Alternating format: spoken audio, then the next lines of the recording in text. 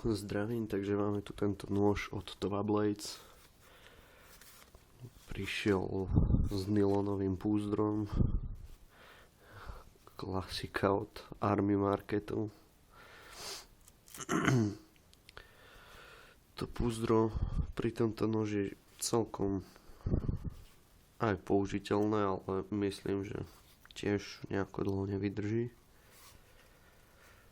Myslím, že ten šéf za chvíľu povolí a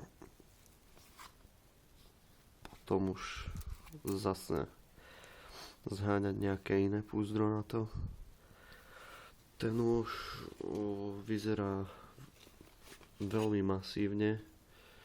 Masívna rúčka, drevená, spojené dvoma nitmi. Znak Tova Blades na rúčke, pekná kovaná záštita. Celý ten nôž má takú zaujímavú povrchovú úpravu.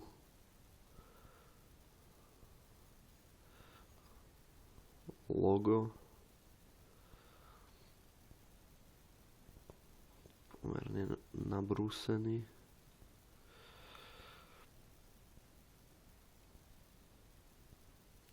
Takže nejaké údaje. Celková dĺžka 34 cm, dĺžka čepela 20,5 cm, šírka čepele 3,4 cm a hrúbka 4 mm. Myslím, že celkom slušné. Ten nôž na mňa spravil celkom dobrý dojem. Vyzerá robustne.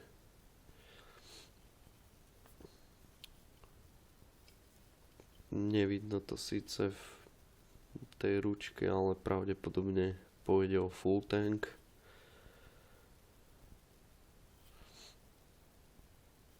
Minimálne po ten druhý nit určite pôjde tá rúčka, čiže malo by to niečo vydržať.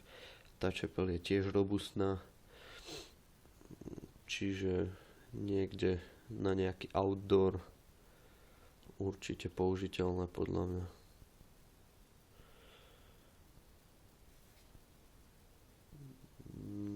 Čepeľ je z ocele 440 ako väčšina nožov z tejto lacnejšej kategórie, ale výrobca udáva o tvrdosť ocele HRC 55